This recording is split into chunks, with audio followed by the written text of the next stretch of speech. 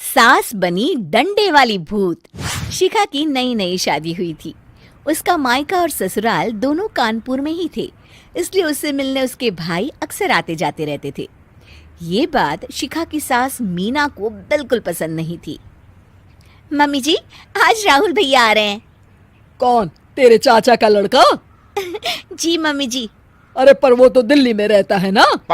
हाँ मम्मी जी, उन्हें कल सुबह दिल्ली के लिए निकलना है, तो वो आज मुझसे मिलते हुए कल सुबह यहीं से निकल जाएंगे। हमने तो धर्मशाला खोल रखी है ना। कुछ कहा क्या मम्मी जी? मैंने कहा हाँ हाँ, आने दे तेरे भैया को, जमकर खातिरदारी करेंगे।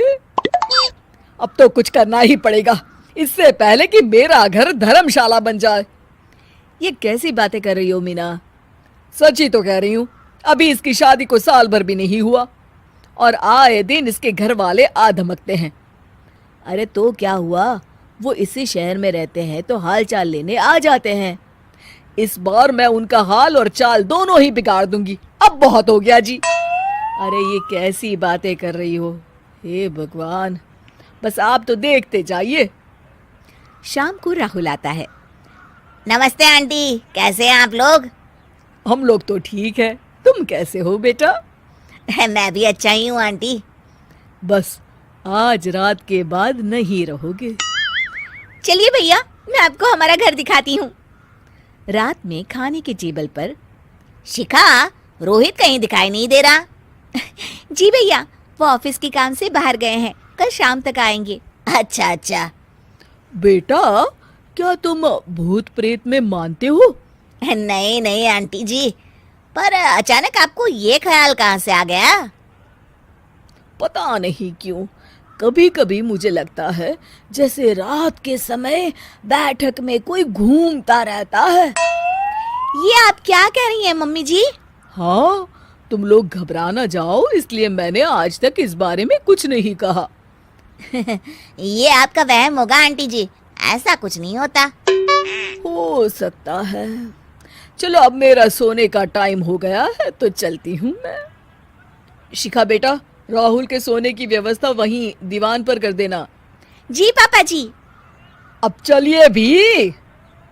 अच्छा, तो बैठक में सोने वाले हैं साहबजादे। क्या बड़बड़ा रही हो?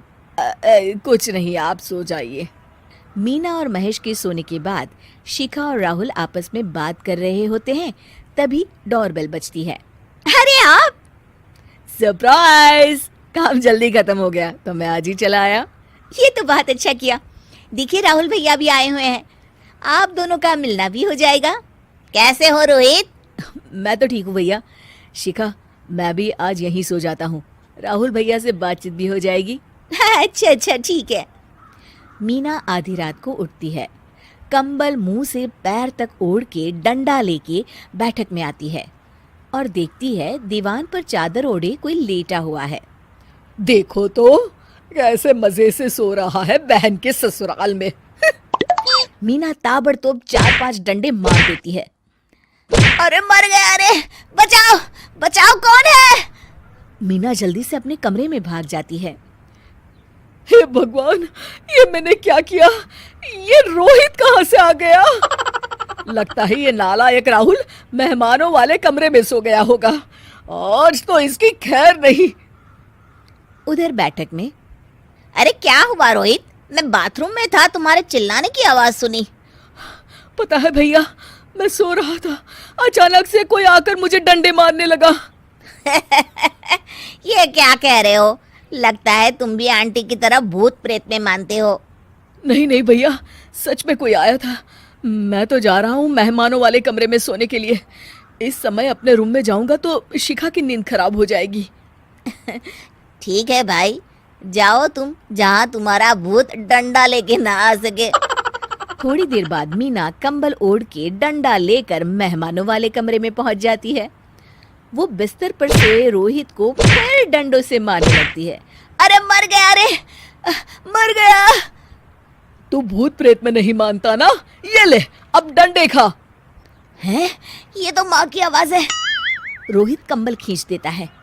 बेटा तू! अरे ये क्या कर रही हो माँ? मार मार के मेरा भरता बना दिया आपने।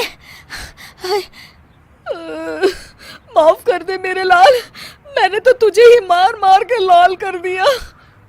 मैं तो उस राहुल के बच्चे को सबक सिखाना चाहती थी। राहुल भैया को? हाँ बेटा, मुझे लगा अगर उसे डंडे मारूंगी तो शिखा के मायके वाले यहाँ आना छोड़ देंगे। हे भगवान, माँ ये घर शिखा का भी है, उसके घर वाले जब चाहे आ सकते हैं। हाँ बेटा, आज मुझे भगवान का इशारा समझ में आ गया। मैं कितना गलत करने चली थी और अपने ही बेटे को चोट पहुंचा दी। अब चुपचाप जाके सो जाओ माँ, और किसी को कुछ बताने की जरूरत भी नहीं है।